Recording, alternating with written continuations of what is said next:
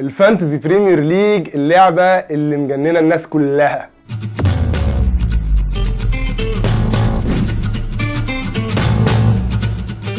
اللعبة دي انا بلعبها من سنة 2006، يعني من 13 سنة، ولحد دلوقتي لسه مجنناني. السنة دي ان شاء الله هنعمل لكم حلقات كل اسبوع وهنسميها الفانتزي مع غزال، علشان نحاول نديكم اسرار اللي تخليكم تجمعوا اكبر عدد من البوينتس ونساعد الناس اللي بتحب اللعبة ان هي تكسب ان شاء الله.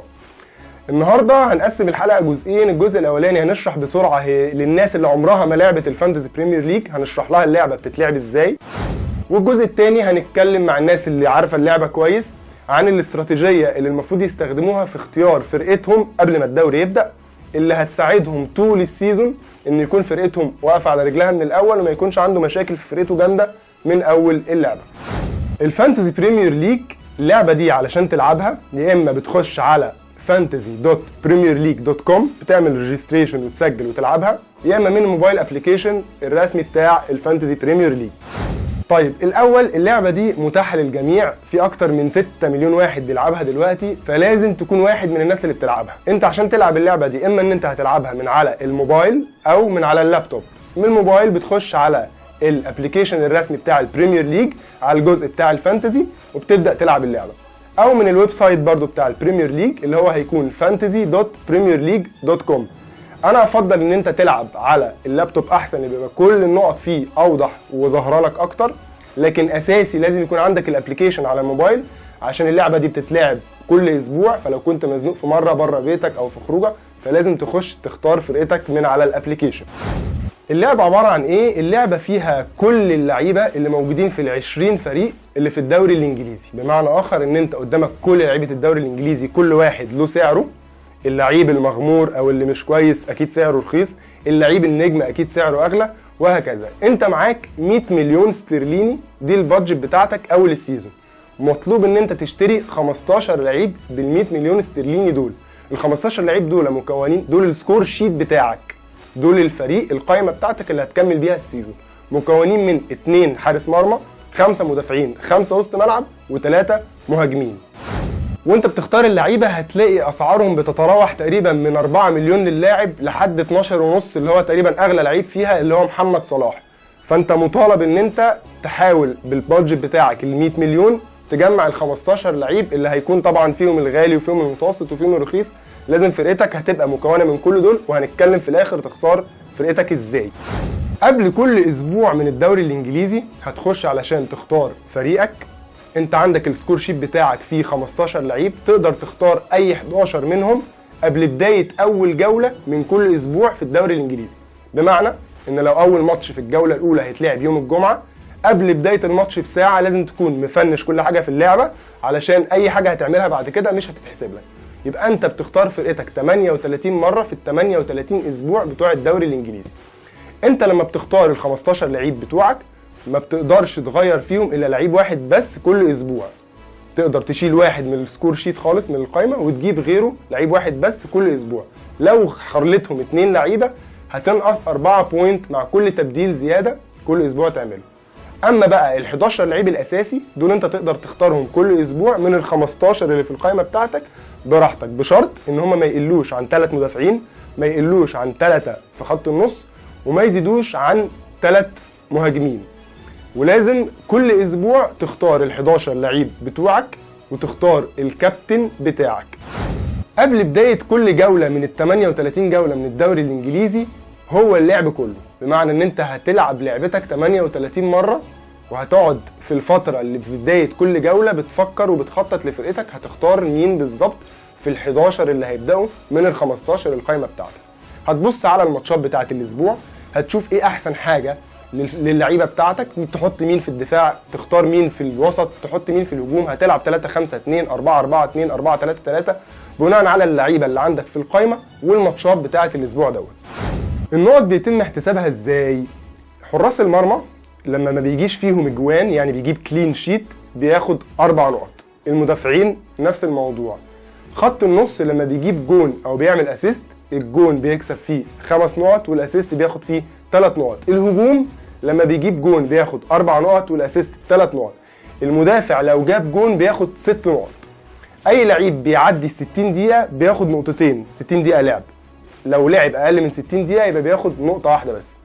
تحاول تجمع اكتر عدد من النقط لكل لعيب عندك في فرقتك علشان تجيب في الاخر في الاسبوع الاولاني مثلا 60 نقطه، الاسبوع الثاني 70 نقطه، توصل على نهايه الدوري تكون جايب اكبر عدد من النقاط اللي يحطك في مركز متقدم. النقط اللي بتنقص كمان هي الكروت الصفراء والحمراء. الكارت الاصفر بيكلف لعيبك ناقص 1، والكارت الاحمر ناقص 3، ولما بيخش في فريقك اكتر من جونين المدافع وحارس المرمى بينقصوا 1 على كل جونين يدخلوا في فريق. الكابتن هو اهم حاجه في اللعبه ديت. انت كل اسبوع بتختار الكابتن بتاع فرقتك. الكابتن بتاع فرقتك دوت هو اللي النقط اللي انت كسبتها بتتضاعف. بمعنى ان انت لو الاسبوع الاولاني اخترت هاري كين الكابتن بتاعك وهاري كين جاب 8 نقط، طالما انت مختاره الكابتن ال8 هيبقوا 16، ولذلك ده اللعيب يعتبر الزياده اللي بيلعب معاك ال 38 اسبوع. فدي اهم حاجه، واهم حاجه محتاجه تركيز منك كل اسبوع، ازاي تختار الكابتن بتاعك. اخر حاجه هشرحها في اللعبه هي حاجه اسمها التشيبس. هم حاطينها زي وسائل مساعده ان انت تجيب بيها بوينتس اكتر على مدار السيزون. التشيبس دول هم عباره عن 4 حاجات. اول حاجه اسمها التريبل كابتن. انت ليك على مدار ال 38 اسبوع في اسبوع واحد بس ان انت تخلي الكابتن بتاعك تريبل كابتن. في الاسبوع دوت هو هياخد 3 اضعاف النقط اللي هو جابها، بمعنى ان هو لو جاب 10 نقط هيتحسبوا لك 30 نقطه، ودي بتتعمل مره واحده في السيزون. التشيب الثانيه هي حاجه اسمها البنش بوست. يعني ايه البنش بوست؟ انت عندك 4 احتياطي قاعدين بره كل اسبوع. ال4 دول بالمناسبه هم الهدف من وجودهم ايه؟ ان لو عندك انت لعيب من ال11 الاساسي اللي انت حاططهم ما لعبش خالص، بالتالي اول واحد في تسلسل الاحتياطي اللي انت حاطه هو اللي هينزل يلعب مكانه وياخد بوينتس بداله. البنش بوست دي تشيب بتتلعب مره واحده في السيزون، بتخليك ال4 لعيبه الاحتياطي بتوعك يتحسب لهم هم ال4 البوينتس بالاضافه لل11 اللي موجودين عندك في الملعب. التشيب الثالثه هي حاجه اسمها الوايلد كارد، ودي التشيب الوحيده اللي تقدر تلعبها مرتين في السيزون، مره في النص الاولاني من الموسم ومره في النص الثاني من الموسم. الوايلد كارد دي هي اهم تشيب فيهم، لان هي بتخليك تقدر تغير ال15 لعيب بتوعك في اي اسبوع وتجيب 15 لعيب جداد من غير ما تتكلف ولا بوينت، لان احنا عارفين ان التغيير الواحد زياده بناقص 4 بوينت، واللي بيلعب اللعبه دي كتير عارف ان البوينت غاليه قوي. رابع تشيب في اللعبه هي الفري هيت. الفري هيت دي برضو بتستخدمها مره واحده بس طول السيزون، وبتتيح لك برضو ان انت تغير ال15 او ال11 لعيب الاساسي بتوعك، ولكن بعد ما ترجع للاسبوع اللي بعده هيرجع لك نفس ال11 لعيب اللي كانوا موجودين قبل ما تستخدم الفري تشيب. بمناسبه التشيبس انا حابب اقول حاجه، ان التشيبس دايما اللي بيكسب الفانتزي بريمير ليج بيستخدمهم وبيستغلهم اقصى استغلال. لو خدنا مثال ادم ليفي اللي كسب الفانتزي بريمير ليج السنه اللي فاتت، خد من الفري تشيبس دي بس لوحدها اكتر من 100 نقطه وما استعجلش فيهم. بمعنى ان هو مثلا اختار التريبل كابتن بتاعه في الجيم ويك 25، فضل صابر صابر صابر لحد الجيم ويك 25 اللي اختار فيه اللعيب اللي كان عنده ماتشين في نفس الاسبوع، واختاره كابتن وجاب له اكبر عدد من النقط. هنخش في التفاصيل اكتر في الجزء الثاني من الحلقه، هنقول ازاي الاستراتيجيه بتاعتك اللي هتلعب بيها طول السيزون وشويه حاجات كده في النص تساعدكم. الجوائز اللي بتقدمها البريمير ليج للمتسابقين اللي بيكسبوا في الاوفرول على السيزون كله، اللي بيطلع في المركز الاول بيسافر انجلترا اسبوع اكوموديشن وطيران مجاني وبيحضر ماتشين في الدوري الانجليزي، بالاضافه لجوائز تانية كتير بيدوها له الرعاه. المركز الثاني والثالث بيسافروا يومين وبيحضروا ماتش واحد بس. في حاجه اسمها الفانتزي كاب وينر، وده كمان بيسافر انجلترا يومين وبيحضر ماتش، كله على حساب الدوري الانجليزي. وفي جوائز اسبوعيه وشهريه للتوب 10 وللتوب 20، جوائز قيمه فيها حاجات فيها بلاي ستيشن وفي حاجات تانية كتير من الرعاه. الجوائز ديت يمكن اللي ممشيش كويس وبدا يفقد الامل قرب اخر السيزون هو يطلع من الاوائل، يركز فيها ان هو ممكن يكسب برضو جوائز اسبوعيه او شهريه. احنا في شجع كوره عاملين دوري خاص بينا، علشان تنضم ليه بعد ما بتعمل ريجستريشن في اللعبه هتدخل الكود اللي موجود هنا تحت دوت وتخش تنضم للدوري بتاعنا، وان شاء الله في جوائز هنعلن عنها عن اللي هيكسب الدوري الخاص بشجع كوره. نخش بقى في التقيل دوت، هو ازاي تختار فرقتك. الناس اللي بتلعب بقالها كذا سنه وحاسه ان هي ما بتكسبش هقول لكم على شويه اسرار وانت بتختار فريقك اللي يكمل معاك ان شاء الله بقيه السيزون وهو واقف على رجله ومكمل. اهم حاجه هو النجم بتاع فريقك. انت لازم تختار نجم لفريقك. النجم دوت غالبا هيكون الكابتن بتاع الفريق بتاعك في معظم السيزون. مش هتقدر تختار اكتر من نجم لان النجم دوت سعره بيبقى غالي جدا، فالبادجت بتاعك ال 100 مليون مش هتكفي ان انت تشتري اكتر من واحد. اللعبه من وجهه نظري فيها 6 نجوم. ال6 نجوم دول طول ما هم بيلعبوا مضمون ان هم يجيبوا لك بوينتس في معظم السيزون. ال6 نجوم دول هم طبعا محمد صلاح. محمد صلاح هو اكتر لعيب جايب نقط السنه اللي فاتت، جايب 259 نقطه، يعني بمعدل اكتر من 6.8 في الاسبوع الواحد. واللي بيلعب كتير عارف ان اللعيب اللي بيجيب لك 6 انت بتبقى فرحان ومبسوط جدا.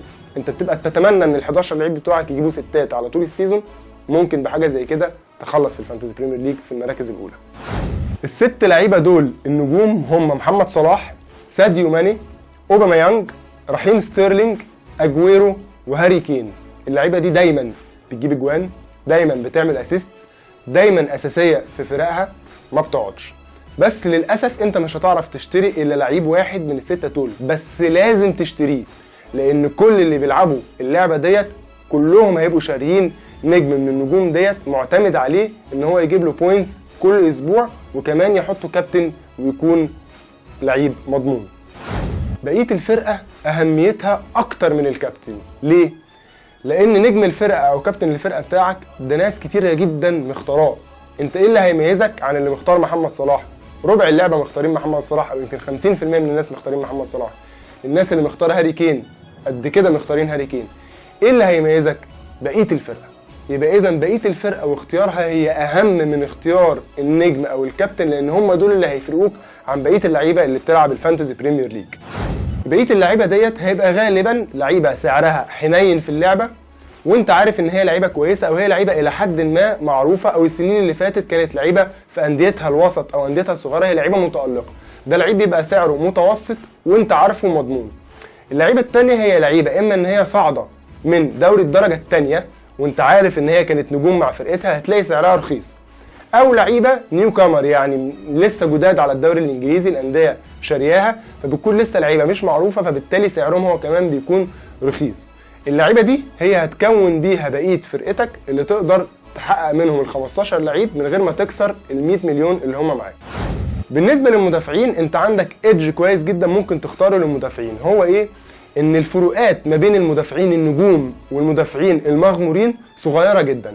بمعنى ان انت لو عندك مدافع مغمور هيبقى ثمنه 4 مليون، المدافع النجم هيبقى ثمنه 6 مليون.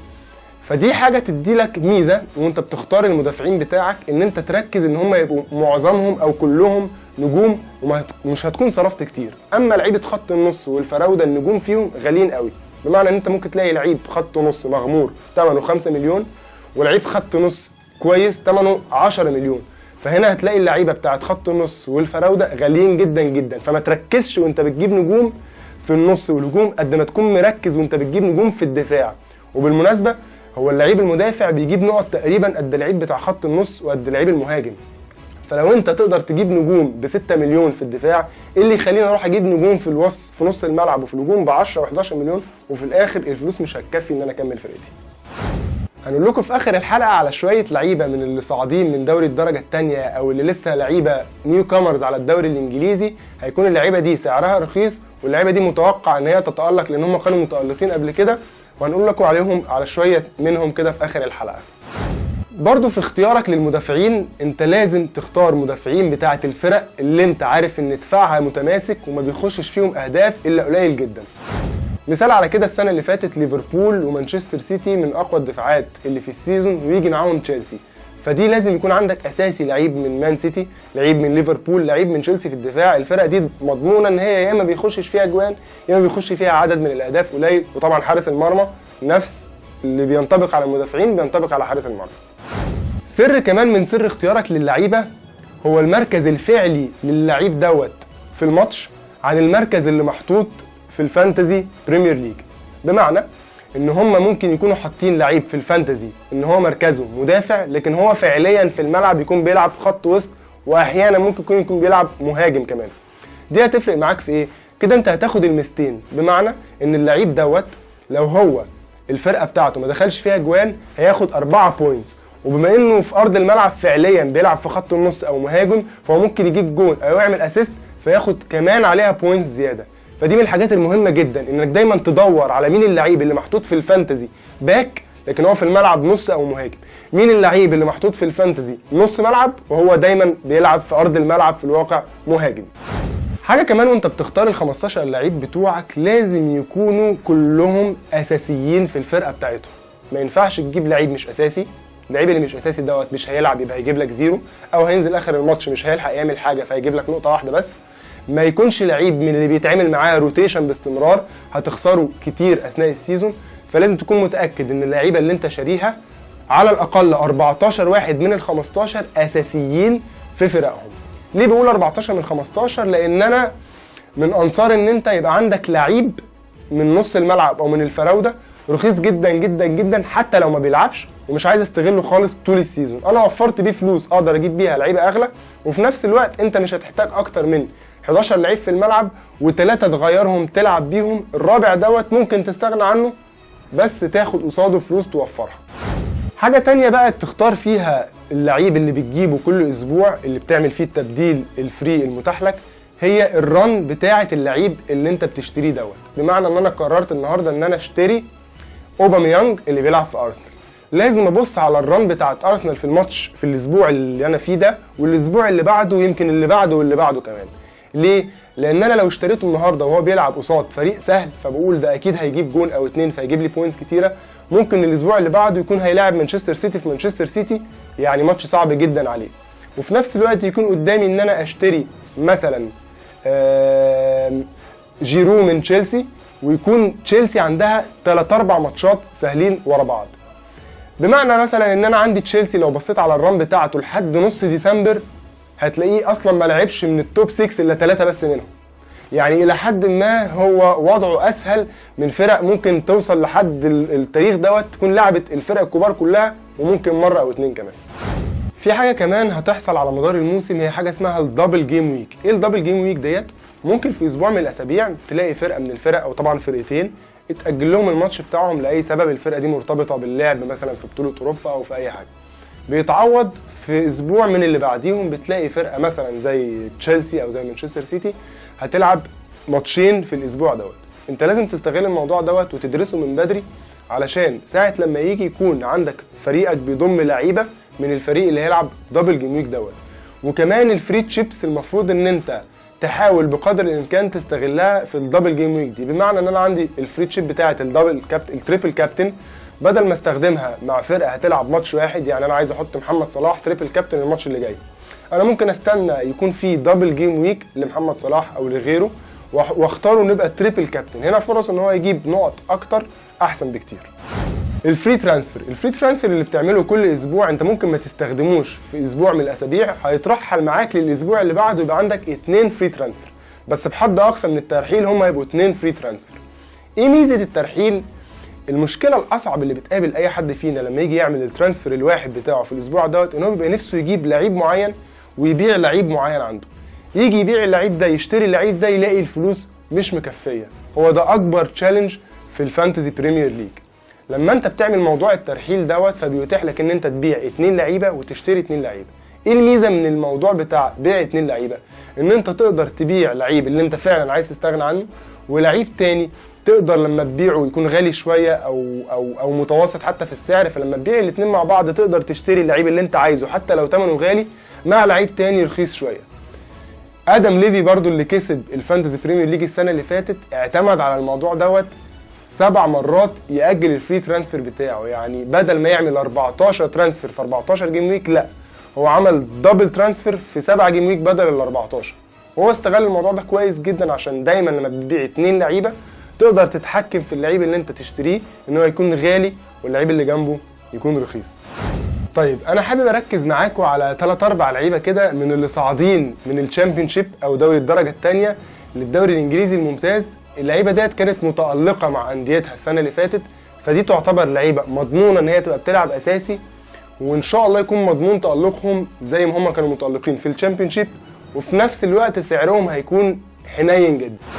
اول لعيب فيهم هو بيلي شارب، اللعيب بتاع شيفيلد يونايتد اللي السنه اللي فاتت جايب حوالي 29 جون وعامل 9 اسيست، متوقع انه يلعب اساسي وممكن يتألق، ولسه سعره رخيص ومغليش. تاني لعيب هو لعيب بتاع استون فيلا، جوناثان كوجا، واللعيب اللي نجم فرقة استون فيلا كان يعتبر السنة اللي فاتت هو جاك جريليش. الاثنين لعيبة دول متوقع تألقهم وفي نفس الوقت سعرهم لسه رخيص.